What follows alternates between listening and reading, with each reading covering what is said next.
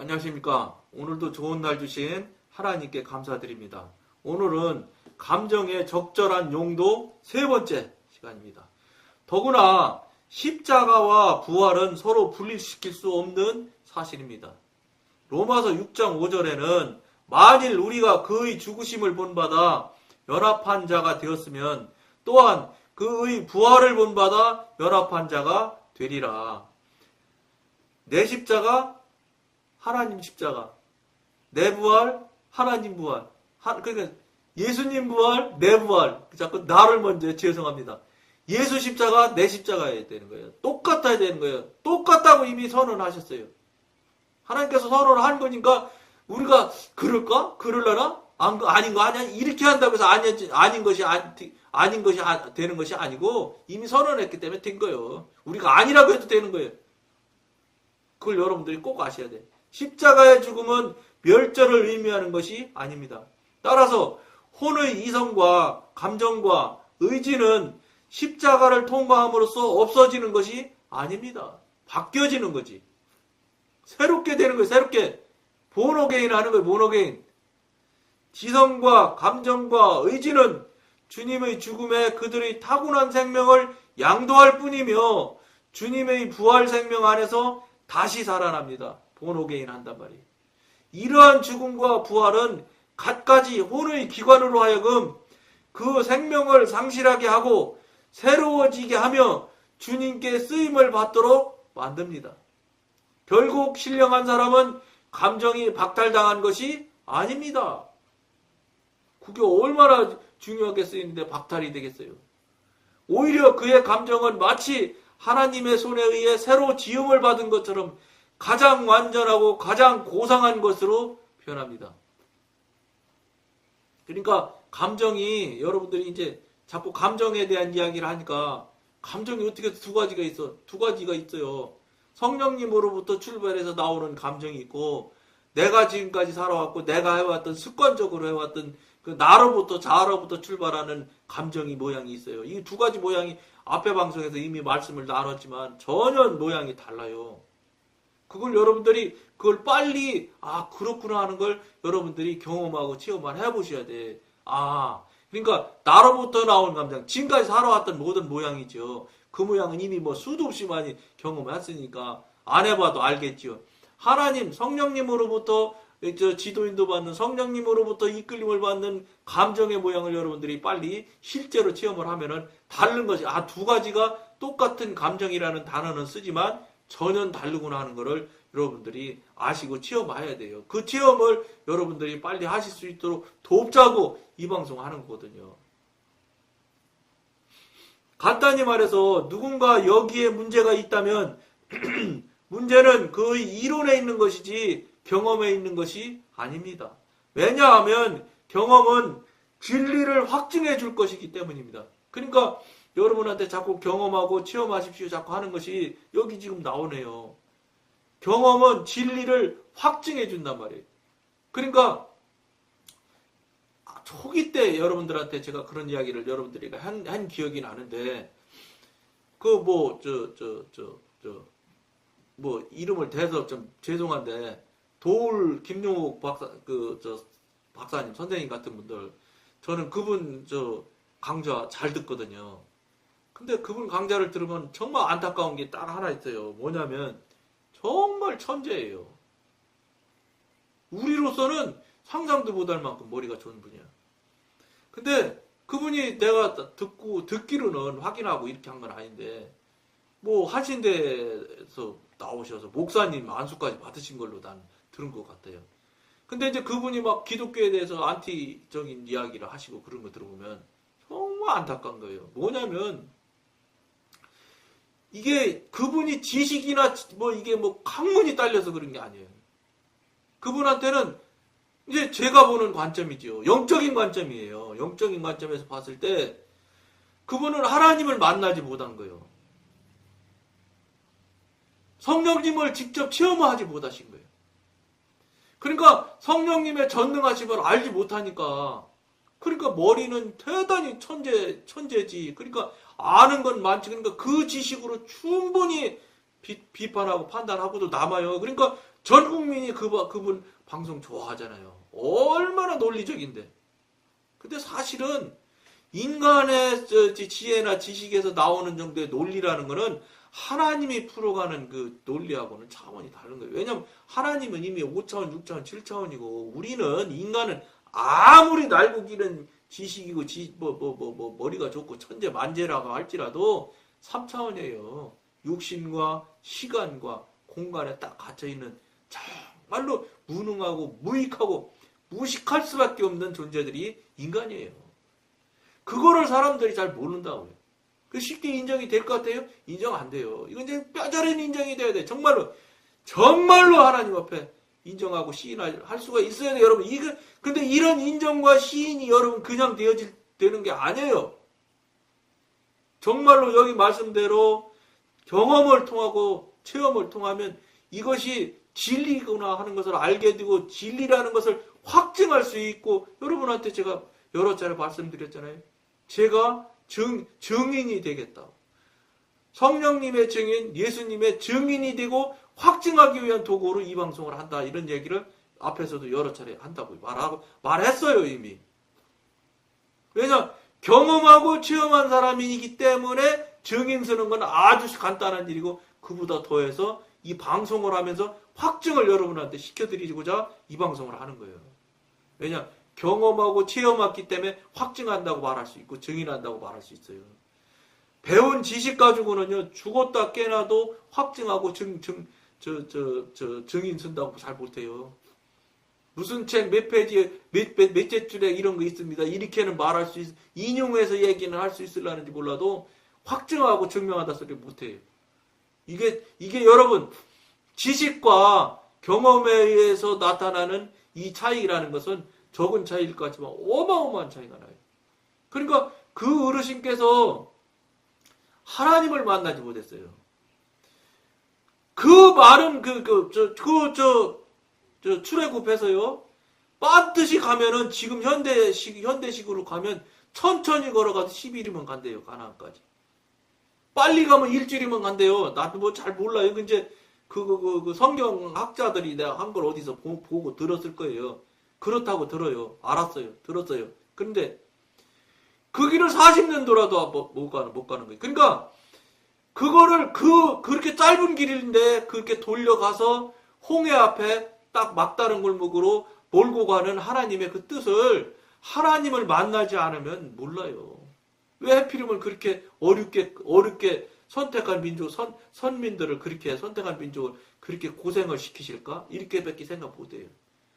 고생시키지 않으면 그들이 변할 수가 없어요. 안 변해요. 그래도 안 변했잖아요.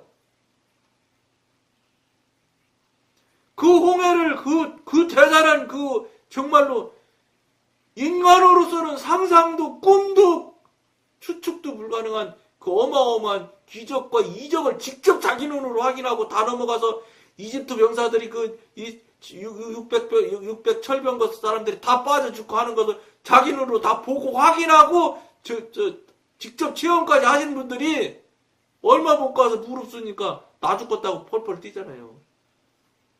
모세 죽인다고 덤벼들고. 마라의 쓴물이 그거잖아요. 그거밖에 안 돼, 사람이. 무슨 소리냐? 하나님을 만나지 않은 사람은 그밖에 안 되는 거예요.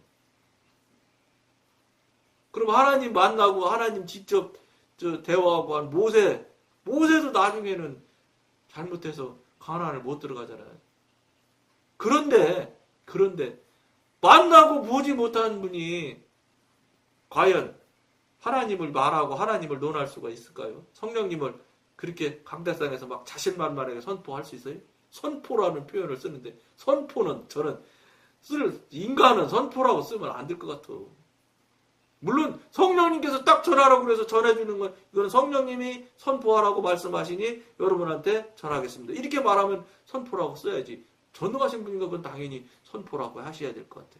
근데 무식하고 무익하고 무능한 존재인 인간이 공부 좀 했다 해서 교회 좀 키우고 성도 숫자 좀 늘어났다고 해서 지금부터 말씀 선포가 있겠습니다. 몰라. 제가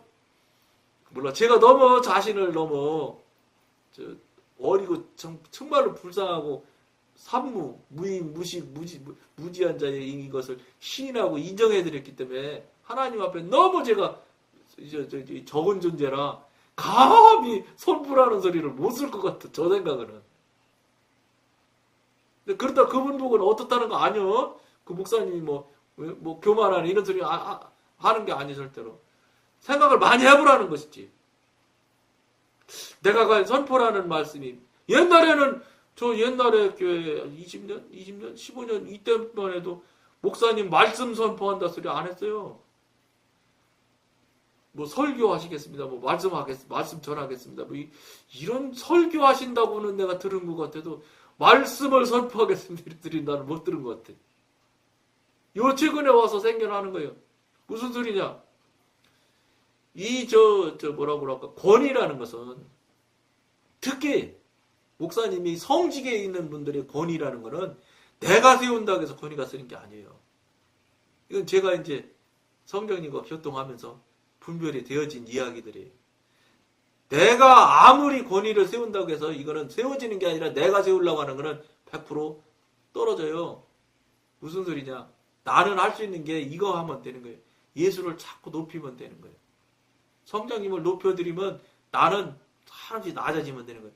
그러면 권위는 그때 그렇게 됐을 때 시소처럼 내가 자꾸 낮아지면 낮아질수록 반대편에 있는 예수님, 성령님은 자꾸 높아져요. 그러면 그때 그런 현상이 나타날 때 그렇게 삶을 살아드릴 때 어떤 결과가 나타나냐? 저분이 나를 높여주기 시작하세요. 그렇게 할 때 권위가 서는 거예요. 성직자의 권위는 그렇게 해서 권위가 서야지 옳은 권위고 그건 흔들리지 않는 권위가 되는 거지. 자기가 스스로 자기들이 나서서 어떤 교회 가니까 탁 말씀 선포를 하겠습니다. 이렇게 하니까 자기가 들어봤을 때 굉장히 멋있어 보인 거예요. 아, 선포한다고. 그러니까 어느샌지 즉시로 당신 교회에 가가지고 선포라고 하라고 바꾸기 시작했을 거예요. 어디선지 누군가가 첫 번째는 그렇게 했을 거예요. 성령님이 지금부터 너 말씀 설교라고 쓰지 말고 말씀 선포라고 써라 이렇게 해서 썼다? 저는 제가 아는 경험하는 체험한 성령님은 안 그랬어요. 빙긋이 웃으셨을 거예요. 대답 안 하셨을 거예요. 성령님 나 지금부터 말씀 선포라는 말 써도 괜찮아요? 이렇게 하면 no. 대답 안 하셨을 거예요. 왜냐? 왜 안 하시는 걸 알아야 돼요. 여러분들은 왜 안 할 거라고 생각하세요? 한번 생각해 보세요. 우리를 위해서 하라고 못하게 하세요. 왜냐하면 성령님께서는 선포 아니라 네가 하나님이라고 떠들어도 봐줄 수 있어요. 사랑의 하나님이시기 때문에. 근데 근심은 하시겠지요. 저 녀석 저거 넘어지면 어떡하지? 저러다 아이고 저거 잘못되면 어떡하지? 이 걱정을 하시지. 그러니까 그런 거 하면 안 되지. 그분을 왜 근심하게 하세요? 그래도 그냥 놔둘 수 있어요. 근데 그거를 모르고 사람이 스스로 이렇게 용어를 바꿔서 이렇게 해가지고 내가 나를 이렇게 하는 거는 이건 성령님의 뭐라고 그럴까 이끌어 가시는 모양이나 경험한 걸 여러 가지 제가 돌아볼 때 그런 성향이 없어. 성령님은 그렇게 일 안 하세요. 그러니까 성령님이 가만히 아무런 소리 안 하고 있다고 해서 그게 오케이가 아니에요. 그러니까 이걸 봤을 때 내가 높아지는지 하나님이 높아지는지를 잘 알으셔야 돼요. 물론 말씀이라는 걸 여러분들이 대배요. 그 목사님들은 얼마나 머리가 좋게. 내가 언제 선포한다고 했나? 말씀을 선포한다고 그랬지. 근데 그게 아니에요. 그분 말하는 것은 내가 말하는 말을 선포한다 이렇게 말하는 거예요. 그러니까 사실은 자기가 올라가는 이야기가 포함되어 있다는 거예요. 그러니까 아니라고 하시면 나는 할 수 없어. 하나님 말씀이 너무 전능하시고 진리의 말씀이니까 선포라는 말을 쓴다. 이렇게 하면 그런 뜻에서 그렇게 말씀을 선포한다고 하면 얘기할 수 있지. 근데 저는 그런 말씀을 뭐라서 그렇게 선포라는 말을 쓰신다면 설교하실 때 성령님께 이번 설교를 위해서 기도를 했습니다. 어떤 설교 할까요? 이러이러한 설교 해라. 성경 말씀 어디 몇 장 몇 절 어디 예화는 어떻게 이 얘기를 전부 과정을 여러분들 앞에 말씀하실 수 있어야 된다고 생각해요. 즉 성령님으로부터 말씀을 받아서 전해드리는 사람이 바로 납니다. 이렇게 하는 것을 이야기하면 그거는 선포라고 해도 될 것 같아요. 왜냐 나는 그냥 받아서 전해드리는 거니까 이 말씀을 여러분들한테 선포해 드리겠습니다든지 선포하겠습니다든지 이렇게 어쨌든 무슨 말씀이냐 하나님 아니면 그렇게 격이 높은 용어를 쓰지 마시라 이 소리예요. 인간은 쓸 수 있는 단계가 쓸 수 있는 존재가 안 돼요. 에이 맨날 속만 썩이는 존재가 뭘 하나님 앞에 뭐 내가 무은하된 것처럼 생각하겠어요. 그러니까 교만할 새가 없어. 자만도 안 돼. 자만도. 나 자신을 진짜로 내 자신을 내 스스로에게 정말로 진실된 마음으로 냉정한 마음으로 내 자신을 바라보면 교만은 그만두고 자만도 못해 할 새가 없어. 왜냐 다 같은 존재가 무엇이 간데 이걸 빨리 아시면 좋은데 그걸 빨리 알면 알수록 자기 부인이 빨리 되고 자기 부인이 온전하게 되어지면 영의 사람 금방 돼요. 근데 자기 부인도 못하고 내가 누군데 하면 이 사람은 영의 사람 되기 어려워요. 굉장히 곤란한 사람이에요. 그 영의 사람 안 되면 하나님과 관계없는 거지. 아무리 여러분들 스스로 자신이 내가 이렇게 대단한 일을 하고 있는데 그런데 왜 그러면 현신의 권사님이 입신해서 하늘나라 가니까 여의도 어마어마한 게 목사님 모른다고 했겠어요. 뭐가 이상하잖아. 그게 벌써 수십 년 전 이야기인데 그때 얼마나 그분이 왕성하게 목회를 하실게. 모르실 수가 없어. 내가 안다 해야지. 근데 모른다고 했다잖아. 예? 청주 가평이 거기 기도원 하시는 그 목사님도 모른다고 했다잖아. 거기 저 가평 저 기도원 안 가본 사람 어디 있어요? 애증하는 사람 다 가본 그 기도원이야. 이상하잖아 이거. 사람이 인간적으로 생각할 땐 모른다고 하실 수가 없잖아. 왜 그럴까요?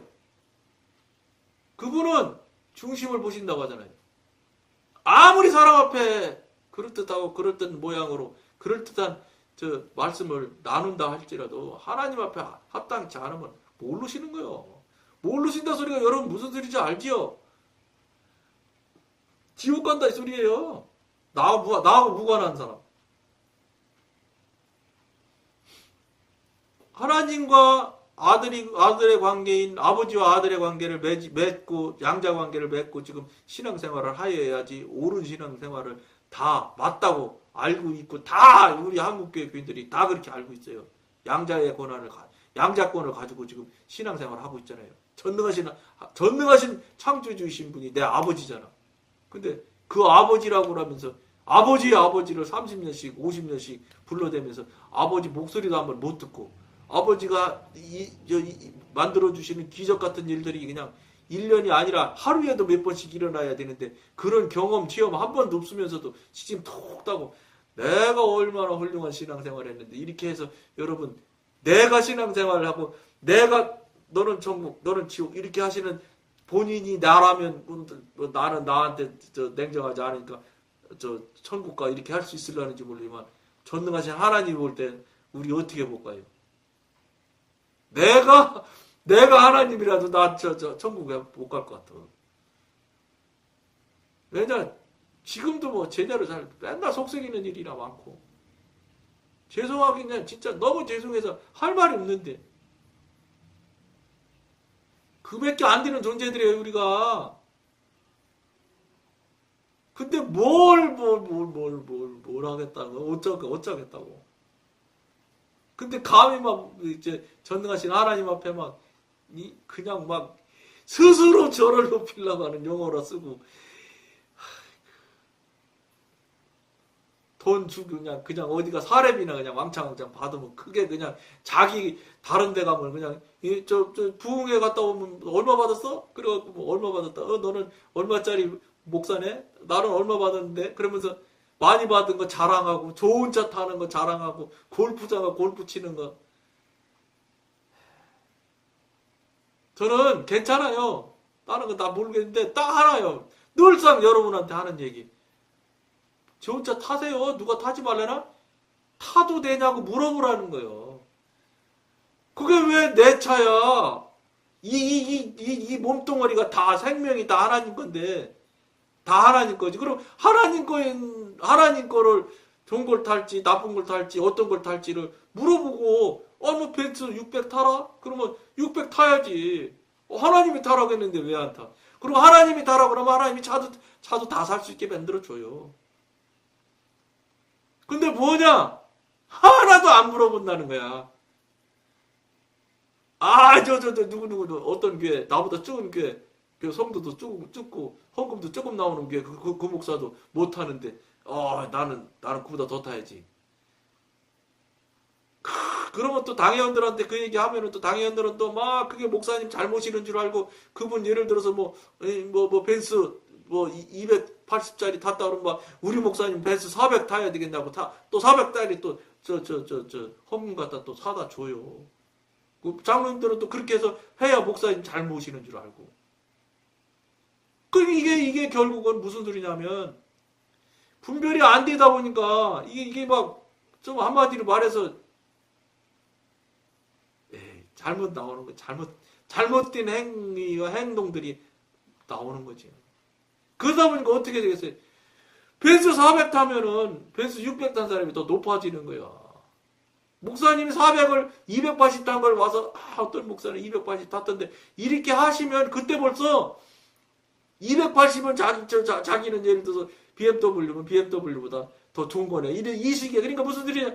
내가 벌써 그 차의 격이 말려 들어가는 거예요. 목사님 자식. 그런 말 하지도 말고 생각도 말아야 되는 거예요. 그리고 왜 그런 차를 타려고 그러세요, 목사님이? 이해할 수가 없어. 그러니까 성령님한테 물어보지 않으니까 그럴 거라고 저는 봐.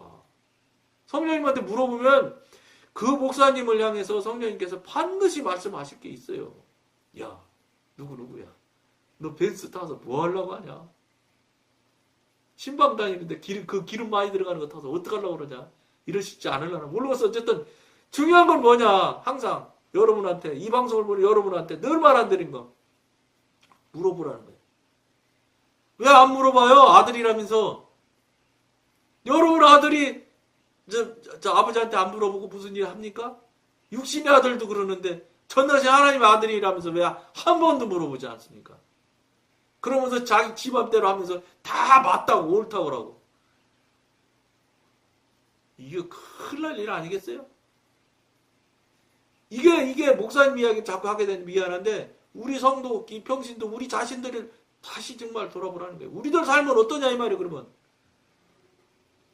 이것에 대해서 정말로 신중하게 심각하게 생각해야 돼요. 본인들이 자기 자신에게 대해서.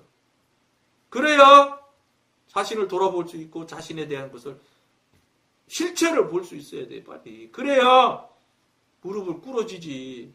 그렇지 않으면 되겠어요?